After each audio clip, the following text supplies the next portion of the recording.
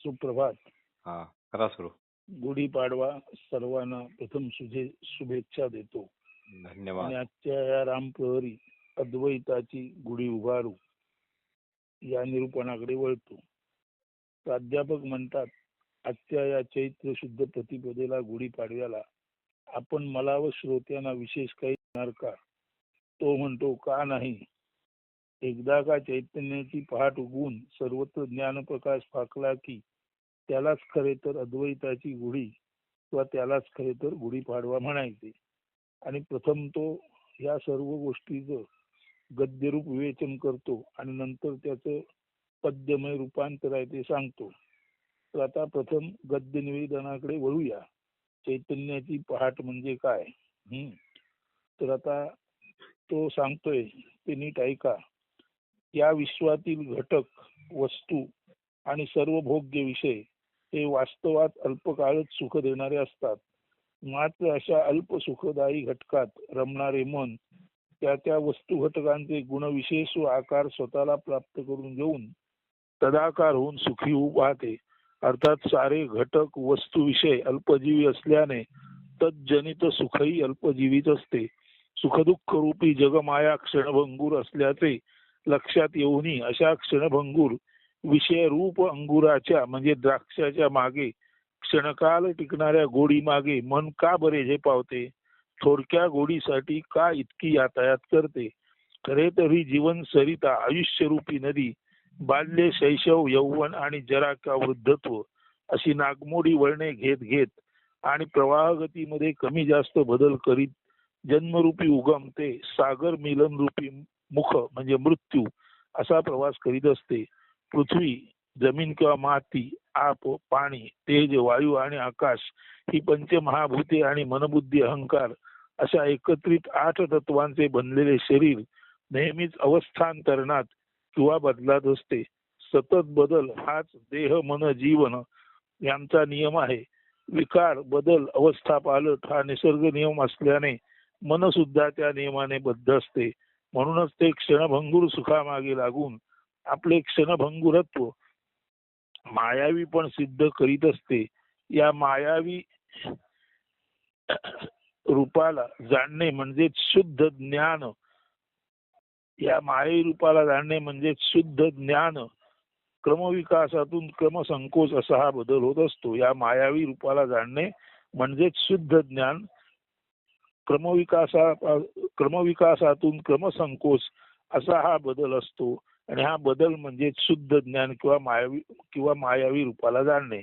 नेहमीसाठी जसेच्या तसे या विश्वामध्ये काही राहू शकत नाही. यालाच माहिती अशाश्वत, टिकाऊ नसणे हाच तो कायमरूपी 100% न टिकण्याचा म्हणजे अशाश्वताचा नियम ध्यानात घेणे प्रत्येकासाठी जरुरीचे असते. हा बोध घेणे यासाठी आवश्यक असते कारण या बोधामुळेच अल्पजीवी जीव किंवा माणूस जीवनाचे क्षणभंगुरत्व जाणून या अल्पकाळातील आपले अस्तित्व आपल्या उच्च प्रतीच्या वागण्या बोलण्याने चिरंजीव नाही तरी मौलिक निश्चितच बनवू शकतो. किती वर्षे जगला नव्हे तर कसा जगला यालाच खरे तर महत्व असते. अशाश्वताचा बोधच परिपूर्ण शाश्वत नाही तरी थोडे बहुत मौलिक टिकाऊ निर्माण करू शकतो. यामुळेच मरावे परी कीर्तिरूपे उरावे हे वचन सत्यत्वात येऊ शकते. अशाश्वत जाणणारा हे समजतो की काया मन मनोगती यापैकी काही अमर नसते. त्यामुळे अल्प सुखदायी वस्तुविषयांच्या नादी लागल्याने मनाला सुखप्राप्ती कमीच मात्र अवनती अधोगती अधिक हेही जाणता येते. अज्ञान दुःख जाणून त्यात मन गुंतले नाही तर अशा वेळी जे उरते तेच वास्तव ज्ञान किंवा खरेखुरे सुख.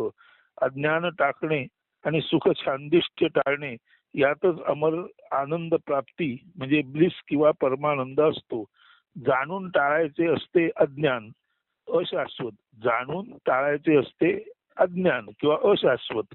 ते सरून जेव्हा उरते ते जे उरते त्याला ज्ञान शाश्वत म्हणतात. म्हणून जाणून नीट जाणून टाळायचे असते ते अज्ञान किंवा अशाश्वत. ते टाळल्यानंतर अज्ञान आणि अशाश्वत गेल्यानंतर जे उरते ते ज्ञान किंवा शाश्वत. ज्ञान शाश्वत हे अभाव रूप असते, ते शुद्ध असते. याचा अर्थच त्यामध्ये त्या विरोधी अनुक्रमे ज्ञानामध्ये ज्ञान विरोधी अज्ञान किंवा शाश्वतामध्ये शाश्वत विरोधी अशाश्वत असे काही मिसळलेले नसते. म्हणून ज्ञान किंवा शाश्वत हे अभाव दाखवणारे आहे. ज्ञानामध्ये अज्ञान म्हणजे ज्ञानाचा अभाव नसतो आणि शाश्वतामध्ये अशाश्वत नसते. याचा अर्थ ज्ञान आणि शाश्वत हे पूर्णपणे सत्य असते. त्यात काहीही अन्य मिसळलेले नसते. असे काही मिसळलेले नसणे, प्रदूषित नसणे यालाच म्हणायचे एक आणि एकमेवच असणे किंवा दुसरेपणाचा अभाव म्हणजे गैरहजेरी अनुपस्थिती असणे. एकम एव द्वितीयम नास्ती हे सदा सर्वदा दृढ धारण करता ज्याला येते तोच तर ज्ञानयोगी. अल्प स्वल्प वस्तू विषयात क्षणिक सुखाची प्राप्ती होते हे तर खरेच. मात्र एक सुखदायी प्रसंग घटक वस्तू विषय भोगून संपल्यावर दुसऱ्यात प्रवेश करण्यापूर्वी मधल्या काळात किंवा दोन सुखाच्या अंतरात मधल्या रिक्ततेत मन असताना ते बेचैन असते. त्याची एका पाठोपाठ एक अशी सुखोपभोगासाठी झटापट सुरू असते. खरे तर त्याला सुखोपभोगाचे विषय सुखाचे व्यसन लागलेले असते. असे सुखलालची मन त्यामुळे स्वैर अनिर्बंध वागते किंवा सैरावैरा भटकते. परिणामता वासनांच्या काट्याकुट्यात अडकलेले मन स्वतःसह जीवालाही रक्तंबाळ करते. त्याला दुःख दग्ध करते, चटके देते, सत्यानाश होतो अवघा. यासाठी प्रत्येक जीवाने हा सुखदुःखाचा पाठशिवणीचा खेळ आणि त्या खेळात रमल्यास होणारा जीवनाचा यातनामय अंत लक्षात घेऊन त्याकडे साक्षीत्वात केवळ पाहावे. मात्र आपण करता नाही. आपण करता नाही आणि करून घेणारा करविताही नाही. आपण केवळ हे सारे त्यात मनाने अजिबात न गुंता सहज टिपणारा, खरे तर मेंदूत सहज टिपण वा नोंद होत राहणारा टिप कागद वा नोंदक म्हणजे रेकॉर्डर आहोत. तेव्हा आपण रेकॉर्डर आहोत, टिप कागद आहोत, नोंदक आहोत. आपण करता किंवा करविता नाही. हे ज्याने नीट ध्यानात घेतले त्याला जी तटस्थता साक्षीत्व या ज्ञानामुळे अवतरल्यास शाश्वत व अशाश्वत यांचे ज्ञान व यमनियम सहज अवगत होतात. त्या कारणाने जीवाला यमधर्म म्हणजे इंद्रिय निग्रह मुद्दाम पाळण्याची गरज पडत नाही. साक्षीत्वात हे सारे आकलन व यमधर्म नियमन साक्षीत्वात हे सारे आकलन म्हणजे आपण करता करविता नाही. आपण केवळ नोंदक टिप कागद किंवा केवळ साक्षी आहोत. हे साक्षीत्वात हे आकलन व यमधर्म पालन म्हणजे नियम पालन म्हणजे आपण करता करविता नाही. आपण केवळ साक्षी आहोत. हे ज्याच्या लक्षात आले त्याला इंद्रिय निग्रह मुद्दाम करावा लागत नाही. आपोआपच त्याची इंद्रिये त्याच्या ताब्यात राहतात. म्हणून ज्याला हे सर्व कळलं त्याला सत्याचे आकलन आणि यमधर्म पालन अनायासे घडते. त्याच्याबाबत हे सर्व अनायासे घडते. मात्र असे सहज होईपर्यंत सत्य प्रेमापोटी शाश्वताच्या निरंतर प्रेमापोटी थोडेफार इंद्रिय निग्रहाचे प्रयत्न घडल्यास त्यात अनुचित काहीच नाही. महत्त्व नजरेआड न होणे हेच महत्वाचे आहे. शरीर मन तद्भूत इंद्रियगम्य सुख दुःख हे सारेच सतत हिंदोळे घेणारे देणारे आणि जीवाला स्वतःबरोबर आंदोलित करणारे असते. खरे तर यामुळे जीवन मंद मध्यम तीव्र व अनाकलनीय स्थितिगती युक्त हिसके हेलकावे झोके घेत राहते. स्थैर्य शाश्वत निश्चित असे जीवनात काही नसतेच. या अशाश्वताला नीट पाहण्यामुळे न टिकणारे टिकावे असा अट्टहास न धरता त्याचा नाद सोडणे मनाला सहज शक्य होते. टाकाऊ पाहणारे मन टाकाऊ टाकू शकते, त्यागू शकते. आता मन टाकून रिकामे निवांत होते. ते अशाश्वताचा नाद सुटलेले आणि सारे अशाश्वतच आहे याचे पूर्ण आकलन झालेले असल्याने पुन्हा पुन्हा वस्तुविषयाच्या नादी न लागणारे अद्भुत परिवर्तन झालेले मायावी लीला दूर सारून केवळ साक्षी म्हणून उरणारे असते. असे ज्ञानयोगे साधलेले साक्षीत्व पुन्हा मनाला मायामोहाच्या चक्रात अडकू देत नाही. आता मनाचा अशाश्वताच्या नादी लागण्याचा गुण गळून पडतो. ते निर्गुणी समत्वाच्या अधीन झालेले म्हणजेच समाधी दंग समाधानी म्हणजे समत्वावरच सतत आंदोलित असणारे म्हणून खरे तर नष्टच होते. ते अमन म्हणजे शांत, पूर्ण शांत असून नसल्यासारखे होते. हे असे घडता घडता किंचित केंद्र रूपे उरलेला साक्षीही तटस्थ, जो सुरुवातीला मी म्हणून असतो तो मीही आता गळून पडतो. केवळ साक्षीत्व करता न करविता परी केवळ असता, केवळ साक्षीत्व करता न करविता परी केवळ असता, अशा कैवल्याची केवळ असण्याची परमपदता अशी पदता नांदत असते. अशा साक्षीत्वामध्ये असे नांदता येते का? पहा, पाहता आल्यास समजेल. खरोखरच शाश्वत असे नेमके असते तरी काय? काय शाश्वत वा काय अशाश्वत, काय शाश्वत वा काय अशाश्वत हे जाणण्यासाठी निरंतर ध्यास अभ्यास असावा लागतो. या अशा अभ्यासात दिरंगाई टाळाटाळ तर नसावीच नसावी, मात्र आतताई घाई नसावी. निष्कर्षावर येण्याची, शाश्वताची उतावीळपणे व्याख्या करण्याची मूर्खताही नसावी. शुद्ध ज्ञान प्रकाशात माया तशी नष्ट होते आणि सत्यदर्शन तसे होते जसे शेवाळ दूर केल्यावर त्या झाकले गेलेले मूळ निर्मळ असलेले पाणी दिसावे. अभ्यासात राहा, अभ्यासात राहा. लक्ष देऊन पाहिल्यास, सर्व काही तटस्थतेने लक्षपूर्वक पाहिल्यास, पाहता पाहता वस्तू, व्यक्ती, विषय यापैकी सारे काही दिसेनासे होऊन सर्वत्र प्रकाश आणि केवळ प्रकाशच दिसेल. पाहणारा, पाहायचे आणि पाहिलेले सर्व केवळ प्रकाशच असते. ही प्रकाशमानता दीर्घ प्रदीर्घ निरंतर टिकणारी जोपर्यंत असत नाही तोपर्यंत हे असे पाहण्याचा आस्थापूर्ण प्रयत्न म्हणजे साक्षेप सुटता कामा नये. साक्षेपी साक्षीत्व निरंतर जपावे.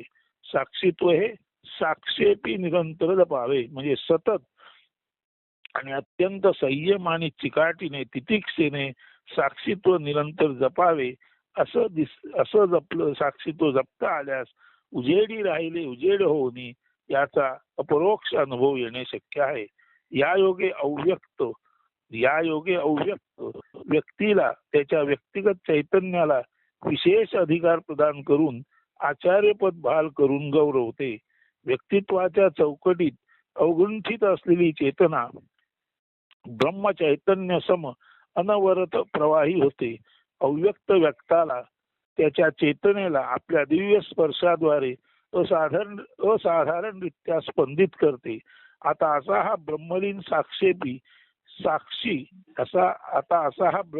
साक्षेपी साक्षी स्वयमेव बृहत विराट ब्रह्मच असतो. पहा, खरोखरच असे काही असू शकते का? एकदा का चैतन्याची पहाट उगवून सर्वत्र ज्ञान प्रकाश फाकला की आत्म्याची सर्वंकष विराटता साक्षीच्या प्रत्यास येते.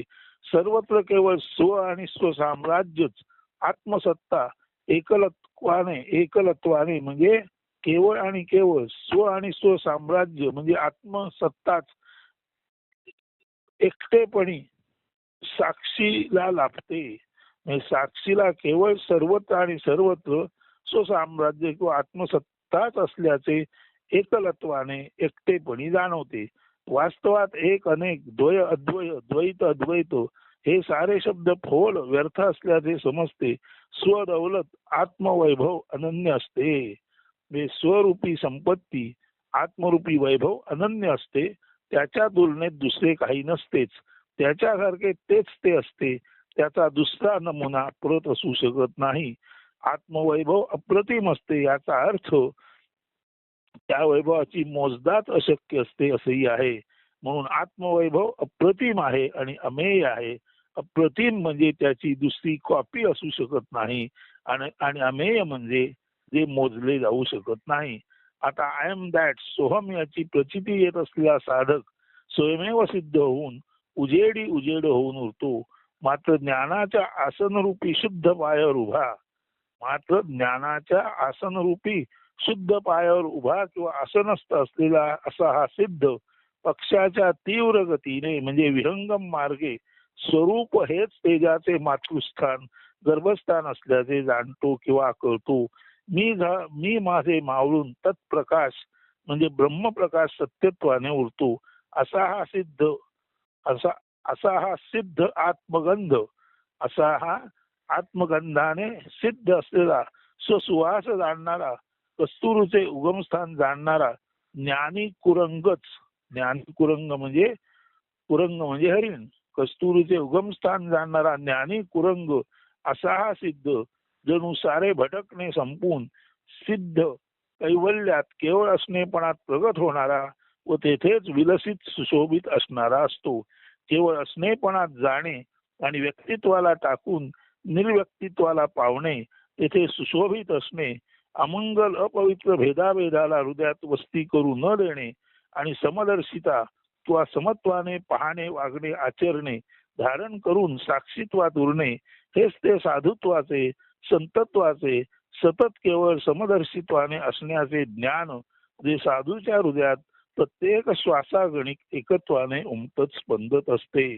तर या संपूर्ण गद्याचं आता पद्यमय रूपांतर आपण ऐका. आत्मगीता या नारायण पाटणकर लिखित पुस्तकामध्ये 56 पासून 58 पर्यंत हे पद्य आहे आणि पुढे त्याचा जो अर्थ दिलेला आहे तो त्याच्या पुढे दिलेला अर्थ आता आपल्याला वाचून दाखवला आहे. आता पद्य नीट ऐका. या पद्याचा अर्थ तुम्हाला सांगून झाला आहे. ते पद्य असं आहे. वस्तू विषय क्षण सुखदायी तेथे रमे जरी मन, वस्तू विषय क्षण सुखदायी तेथे रमे जरी मन, प्राप्त करी ज्यात गुंते त्यासेच आकार गुण, जरी जाण धरी सुख दुःख जगमाया अवघेची क्षणभंगुर, तरीही मन का वांछी ऐसे क्षण सुखदायी अंगुर, पृथ्वी आप तेज वायू आकाश तैसे मन, बुद्धी अहंकार अष्टविध तत्वी शरीर निर्धारण, बाल शिशु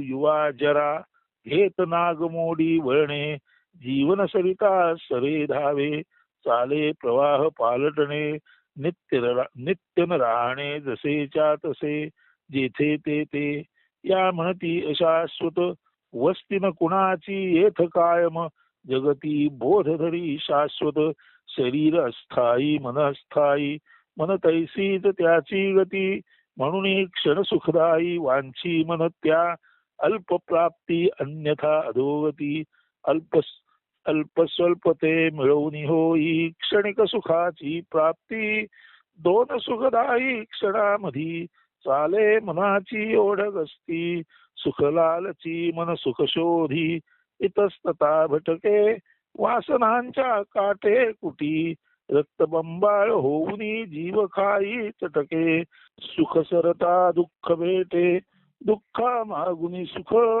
पाठ शिवणीच्या या खेळात होई जीवनाचा अंत, सुख दुःख ना कायम राही हा जीवनाचा नियम, समजून अरे जीवा करी काही यमधर्म पालन म्हणजे इंद्रियांचा निग्रह अशा अर्थी, राही अशाश्वत अवघे जीवन सतत आंदोलित, सुख दुःख मन काया निरंतर सारेची हिंदोलित, अशाश्वत अवघे तेजुनी जरी होई राहणे शक्य, तरी कान तुझ ठाव लागणे शाश्वताचा शक्य, काय शाश्वत वा अशाश्वत नीट समजून घेई, नको घाई तैसी दिरंगाई, निरंतर अभ्यासात चिराही, माया मिथ्या सरता उरे त्यासी शाश्वत तू जाणी,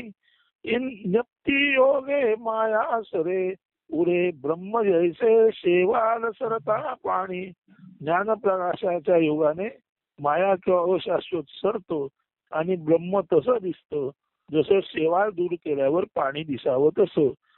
अवधानी अवलोकिता सकळ केवळ अवलोकची दिसे, तो न दिसे निरंतर टिके, तोवर साक्षेप जरी ना सुटे, न करी ना करवी काही केवळ पाही तरी साक्षी तू, अधिकरुणी व्यक्ती चैतन्या अव्यक्ताची विलसित जाणी तू. अवधानी म्हणजे अवधान पूर्वक, अवलोकिता म्हणजे पाहताना, सकळ केवळ अवलोकची दिसे. अवलोक याचा अर्थ प्रकाश, जे नीट पाहिलं असता सर्वत्र केवळ प्रकाश आणि प्रकाशच दिसतो. साक्षेप म्हणजे प्रयत्नपूर्वक केलेला अभ्यास, साक्षी म्हणजे असा अभ्यास करतो तो, अधिकरुणी म्हणजे एकदा का सगळे प्रकाश आणि प्रकाश दिसायला लागला की त्याचा अर्थ असा आहे, ब्रह्मानेच अशा माणसाला अधिकार देऊन व्यक्ती चैतन्यामध्येच अव्यक्तत्वाचं जी विलसित खूण आहे, ब्रह्मचैतन्याची खूण आहे, ती ब्रह्मच अशा या अधिकारी व्यक्तीला अधिकार देऊन त्यालाच आपले उजेडी राहिले उजेड होऊन हे रूप दाखवतो. म्हणून अवधानी अवलोकिता सकळ केवळ अवलोकची दिसे, तो न दिसे निरंतर टिके, तोवर साक्षेप जरी ना सुटे, न करी ना करवी काही, केवळ पाही तरी साक्षी तू, करी करुणी व्यक्ती चैतन्या, अव्यक्तचे विलसित जाणी तू, चित कळावा ज्ञप्ती प्रकटता, स्वविराटता दिसे, व्यापुनी अखिल एकलाची, स्वसाम्राज्य लाभे, एक नानेक द्वयवा अद्वय, तैसे द्वैत द्वैत प्रतनाराही अनन्य ऐसी, अमेय स्वदौलत, स्वदौलत म्हणजे आत्मसत्ता, त्याची दुसरी प्रत नसते म्हणून त्याला प्रतिम म्हणतात, आणि ती मोजता येत नाही म्हणून त्याला अमेय म्हणतात. आता असा साधक उजेडी उजेड होऊन राही, साधक सोहम सिद्ध ज्ञानाधिष्ठानी विहंगम मार्गे, आकळे स्वरूप तेजो गर्भ, मी माझे मावळे केवळ तत्सत्रूपे उरे, आत्मगंध ज्ञाता कुरंग, कैवल्यातची सरे. उजेडात उजेड होऊन हा स्वतः चैतन्य आपण आहोत हे जाणणारा सोहम जो साधक असतो, तो ज्ञान अधिष्ठानी विहंगम मार्गे, तो ज्ञानाच्या विहंगम मार्गे म्हणजे पक्षी रूपाने अतिगती प्राप्त करून दिगंतरात जातो, आणि त्याला कळतं की तो स्वतःच ते जो गर्भ आहे त्याच्यातूनच हे सर्व चैतन्य उमटलेलं आहे. आणि असं असताना मी माझे मावळे केवळ तत्सत्रूपे उरे, त्याचा मी आणि माझा असा जो मर्यादित अहंभाव असतो तो नाहीसा होतो, तो आपले क्षुद्रत्व न्यूनत्व टाकतो, आणि तत् म्हणजे द दॅट म्हणून सत्रूपे केवळ सत्य म्हणून तोच विराट ब्रह्म म्हणून उरतो. असा हा जो आत्मगंध ज्ञाता कुरंग, कैवल्यातची सरे. आता आत्मगंध, आपला आत्मगंध आपण जाणणारा, आपला कस्तुरीचा श्वास आपण जाणणारा असा हा आत्मगंध ज्ञाता कुरंग म्हणजे सिद्ध झालेला साधक केवळ असणेपणातच असतो, आणि त्या केवळ असणेपणातच त्याचं जीवन एक दिवशी यथावकाश समाप्त होतं. कैवल्यात सरणे जाणे, अभेदाने उरणे, भेदाभेद अमंगल काही, उरीना कवटाळणे, सर्वत्र समदर्शिता धारुनी, साक्षीत्वात असणे, समत्वाचे ज्ञान हेची, साधुत्वात संस्फुरणे. तर समत्वाचं ज्ञानच साधू असताना किंवा साधू रूपे परिवर्तन झाल्यानंतर अशा साधूच्या अंतरंगात संस्फुरित म्हणजे एकत्वाने उमटत असते. हेच ते साधू मध्ये उमटणारे शिवाचे शिवस्फुरण. तर आता आपण आत्मगीतेमधील पान 56 पासून 62 पर्यंत जर आपण मजकूर वाचलात तर हे सर्व गद्य पद्य त्यामध्ये आहे. आणि विशेष म्हणजे त्या पुस्तकाच्या शेवटी या पुस्तकात आलेल्या सर्व कठीण शब्दाचा अर्थ क्रमाने दिलेला आहे. त्याचं जर आपण अवलोकन केलं, कठीण शब्दार्थ पान 170 वर आहेत, तर आपल्याला एक लक्षात येईल की आपणच द दॅट आहोत. या ज्ञानाचे स्फुरण हीच ती खरी ज्ञानी माणसाची गुढी उभारणे आहे. हेच ते खरे अद्वैताचं गुढी उभारणं आहे. आता याबाबत सांगितल्यानंतर तो साधू म्हणतो, अहो अद्वैताची गुढी उभारू देवसदा शिव अवघा पाहू. असं 7/4/2005 ला सुमारे 20-22 वर्ष मागे एक जे पद्य उमटलेलं आहे तेही तुम्हाला आता वाचून दाखवतो. म्हणजे केवळ आणि केवळ एकमेव द्वितीयम नास्ती याचं ज्ञान हीच खरी चैत्र शुद्ध प्रतिपदा किंवा हीच खरी ज्ञानी माणसाची गुढी उभारणे आहे. ज्ञानाची गुढी उभारणे यालाच तर खरोखर अद्वैताची गुढी उभारणे म्हणतात. आणि अद्वैताची गुढी याला उभारता आली त्याच्याच गुढी पाडव्याला, त्याच्याच चैत्र शुद्ध प्रतिपदेला एक निश्चित अर्थ जीवनात ज्ञानाचा गंध प्राप्त होतो हे समजून घ्या. आता अद्वैताची गुढी उभारू हे मेघवृष्टीमध्ये 223 आणि 224 पानावर 7/4/2005 रोजी स्फुरलेलं काव्य आहे. त्याचा गद्य अर्थ प्रथम ऐका. खरी म्हणजे सर्व वेदना यातना भेदाभेद नष्ट करणारा, सर्व वेदना यातना भेदाभेद नष्ट करणारा हरी, त्याच्या नामाच्या गजर रूपी दिव्य पताका आपण हरिभक्ताने उंच अवकाशात येथे सारी मोकळीक मुक्ती आहे तेथे फडकवून समत्व भेदाभेद रहिततेची गुढ्या तोरणे उभी करूया. तो सोहळा सर्वांच्या डोळ्यांचे पारणे फेडील असा नेत्र सुखद असेल. या सोहळ्याच्या निमित्ताने आपण साऱ्यांनी द्वैत मी तू पण कायमचेच टाकूया आणि भेदाभेदाला मूठ माती देऊया. ते गाडून पुरून टाकूया. आपण सारे समत्वात सारखेपणात भेदाभेद रहिततेत राहून हृदयात तो सर्वांवर सारखीच कृपादृष्टी प्रेम वर्षाव करणारा श्रीहरी अनुभवूया. त्याचे दर्शन घेऊया. एकमेकांमधील अंतर पोकळी भेदरूपी अवकाश ओलांडून आपण दिगंतरांसाठी म्हणजे सर्व दिशा ओलांडून त्या पलीकडे जाऊन सर्व ब्रह्म व्यापण्यासाठी झेप घेऊया. तेथे गेल्यावर आपण त्या दिगंबराला म्हणजे जो निरीच्छ आहे की ज्याने सर्व दिशा आपले वस्त्र म्हणून पांघरून घेतल्या आहेत, जो जगाला सर्व वाटून स्वतः दिगंबर नग्न अयाचित वृत्तीने राहतो, अशा त्या दिगंबर तत्वाला भेटूया. त्यामुळे खरी धन्यता जीवनाचे सार्थक लाभेल आपणाला. द्वैत भेद शिव अशिव पवित्र अपवित्र सोवळे ओवळे श्रेष्ठ कनिष्ठ उच्च नीच गरीब श्रीमंत हे सारे कायमचे आणि नेहमीसाठी नाकारून आपण हसत खेळत नाचत गाणे गात अद्वैताची गगनचुंबी गुढी उंच होऊया. तो सर्वत्र भरून राहिला विश्वंभर सदाशिव तो ज्ञानेश्वरांच्या भाषेत विश्वेश्वराव शुभंकर शंकर आपण तृप्त होईपर्यंत बघूया. आणि आता या अशा गद्यार्थ असलेल्या पद्याचं शीर्षक आहे अद्वैताची गुढी उभारू देव सदाशिव ओघा पाहू. तर ऐका आता.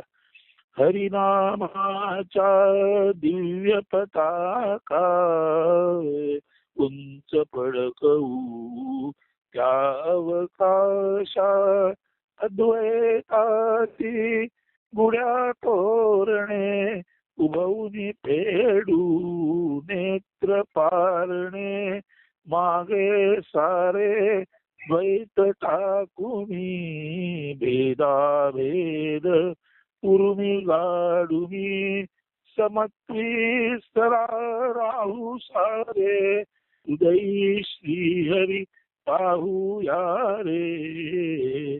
द्वैत काशा ओलांडुनिया दिगंतरासी जे पाहूया दिगंबरासी भेटूया रे. धन्य होऊ आपण सारे द्वैत काशा ओलांडुनिया दिगंतरासी हे पाहूया दिगंबरासी भेटूया रे. धन्य होऊ आपण सारे नाचू खेळू तैसे गाऊ द्वैत शिवा शिव टाकुनी देऊ अद्वैताची गुढी उभारू देव सदाशिव अवघा पाहू देव सदाशिव अवघा पाहू देव सदाशिव अवघा पाहू. तर अद्वैताची गुढी उभारू देव सदाशिव अवघा पाहू. मेघवृष्टी पान 223 आणि 24 वर हे पद्य आहे. प्राध्यापक आता हे सर्व ऐकून प्राध्यापक म्हणतात खरोखरच अद्वैताची गुढी उभारता येते हे कल्पनातीत वाटले तरी एक परम सत्यच अत्यंत प्रभावीपणे तुम्ही मांडून माझ्यासारख्या अनेकांना एका वेगळ्या परिमितीत खर तर आत्मलोकात मला तसेच आमचे बोट धरून माझ्या खरोखरच अद्वैताची गुढी उभारता येते हे कल्पनातीत वाटले तरी एक परम सत्यच अत्यंत प्रभावीपणे तुम्ही मांडून माझ्यासारख्या अनेकांना एका वेगळ्या परिमितीत किंवा आत्मलोकात मला आणि आमचे बोट धरून आम्हा सर्वांनाही फिरवून आणलेत, म्हणून तुमचे प्रती आम्ही कृतज्ञता भाव अर्पण करून आमच्या नित्य कर्तव्य कर्माकडे नव्या उत्साहाने व आत्मीयतेने आत्मवान बनून परत फिरतो. आता प्राध्यापक आणि सर्व श्रोते आत्मवान होतील. लोक धनवान असतात, बुद्धिमान असतात, ज्ञानवान असतात, सत्तावान असतात, पण माणसाने आत्मवान होणे महत्वाचे आहे. तर त्या अद्वैताच्या उडी उभारू या निरूपणात आपण आत्मवान बनाल अशी यथार्थ इच्छा परमेश्वराच्या प्रती व्यक्त करतो. आणि ही इच्छा तुमच्यासाठी माझं या भक्ताचं निवेदन ऐकून तुम्ही सुद्धा आत्मवान बनावेत ही माझी परमेश्वर प्रती असलेली इच्छा तुमच्यासाठी परमेश्वर पुरी करील असा सार्थ विश्वास व्यक्त करतो. आणि आजचं हे अद्वैताची गुढी उभारू हे निरूपण चैत्रशुद्ध प्रतिपदेला आपण सर्वांनी अद्वैताची गुढी उभारू हे ध्यानात घ्या आणि आपण सर्व आत्मवान बना. आपल्यापैकी धनवान, विद्यावान, बलवान, सत्तावान अनेक असतील, पण आत्मवान असणे हेच महत्वाचे आहे. एकदा ज्याला आत्मा गावला त्याला मूळ गावले. आणि म्हणून तुकाराम महाराज म्हणतात, तुका म्हणे आम्हा सापडले मूळ, आपणची फळ आले आता, म्हणून आपण आत्मवान बना. मग अनायसे तुम्ही धनवान, बलवान, सत्तावान तुम्ही जे नाही काही ते सर्व तेव्हा असाल जेव्हा तुम्ही आत्मवान असाल. म्हणून आत्मवान बनण्यासाठी आपणा सर्वांना शुभेच्छा देतो. आणि अद्वैताची गुढी उभारू हे चैत्रशुद्ध प्रतिपदेचे निरूपण परमेश्वर प्रती कृतज्ञ भावे अर्पण करतो. सर्वांना शुभेच्छा देतो आणि आजचे हे निरूपण येथेच थांबवतो. सुप्रभात, शुभ दिन अस्तु. धन्यवाद.